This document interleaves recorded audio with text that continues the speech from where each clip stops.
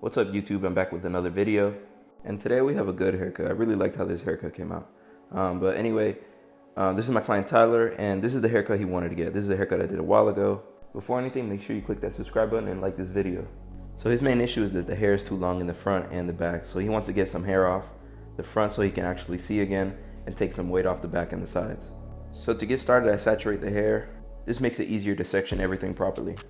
So I start by sectioning off the top, that way I can start on the back and the sides first. It doesn't really matter, you can start on the top if you want. This is just how I do it. And I'm gonna be entirely honest, I don't know what all the steps are called, I just know that this is called sectioning, and this is how to section the hair properly when doing this style haircut. Sectioning helps when doing haircuts because it gets certain hairs out of the way, and you can work on different areas at a time. So I'm gonna start with the back of his head because this is where most of the hair is. And he wants like a natural finish in the neck area. Not like a sharp shape, just more of like a natural look. So I'm creating two sections at the top and back part of his head. That way I can work on the lower section without it getting in the way.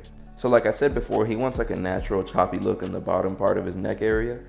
So I'm gonna cut off a good amount because he just wants it to look textured and not too much weight in the back of his head.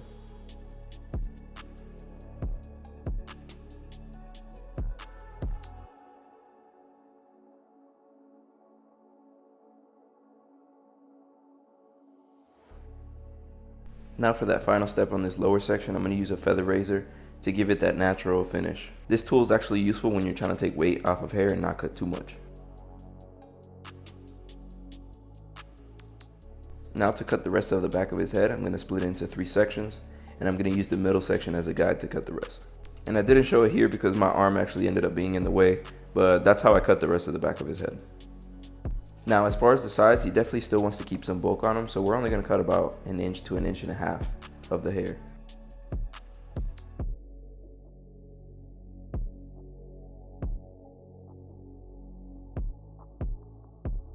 Everyone with the fringe in the front knows that this is the most important part of this haircut. This is how I cut the fringe. I use my comb to extend the hair all the way to the front, and then I just cut the desired length amount off. Keep in mind that when his hair gets styled or curly, it's gonna hang a little bit higher than where you cut it. So make sure not to cut too much off. So using that first section that I cut, I use it as a guide to cut the rest of the bangs.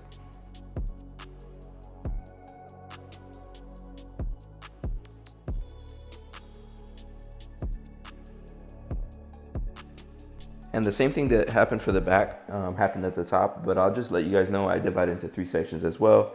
And then the middle section, I use it as a guide to cut the rest. But my arm was kind of in the way, so I'm only going to show a little bit of that. I'm still learning all the angles on where to put my camera, so bear with me.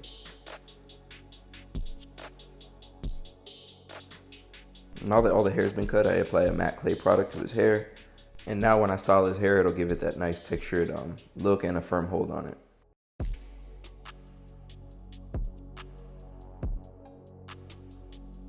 And this is a quick little trick that I do to flare up the fringe, which is really what they like, is I use a styling brush with hot air and I just kind of curl it up.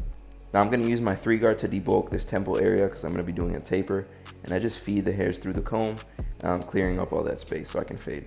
I'm making sure not to cut too much off because I still want the taper to look blended into that bulk. Now I'm going to set my first guideline with my trimmer, and I set it right above the ear, and this only depends on how high the client wants to taper. Then with my shaver, I clean up all the stubble, and that's just gonna give it the extra bald look. The next step would be with the open lever. I'm gonna go up about 1/2 inch. The next step, you close the lever, and you start fading out that bottom line using the corner of the clipper.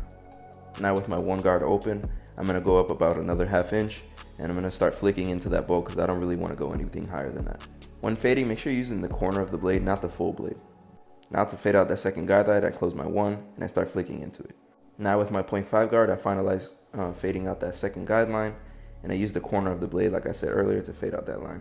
It's really important to know when fading to use the corner of the blade, especially when you're doing a taper because it's such a tight area and you don't want to cut too much hair off. And clipper overcomb is going to be the final step when fading this taper. I'm going to tilt my comb at a 45-degree angle, and using my clipper with the lever open, I'm just going to start debulking all those hairs that stick out. This is going to preserve that bulk on the sides and give it that shape that he's looking for.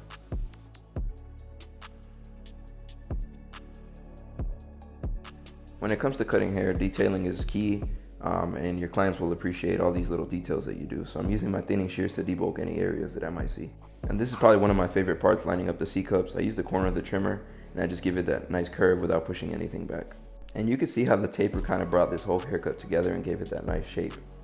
And I like for my work to stand out, so I'm gonna go ahead and use the white pencil.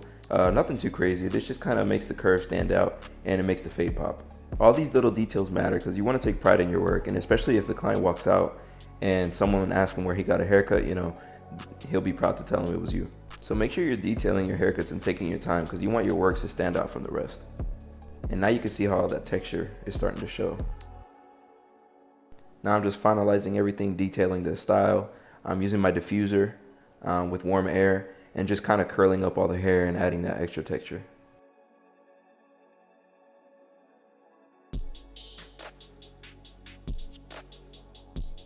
This might be a little overkill, but I added some texturizing powder just to give it that extra firm hold and that style that he's looking for.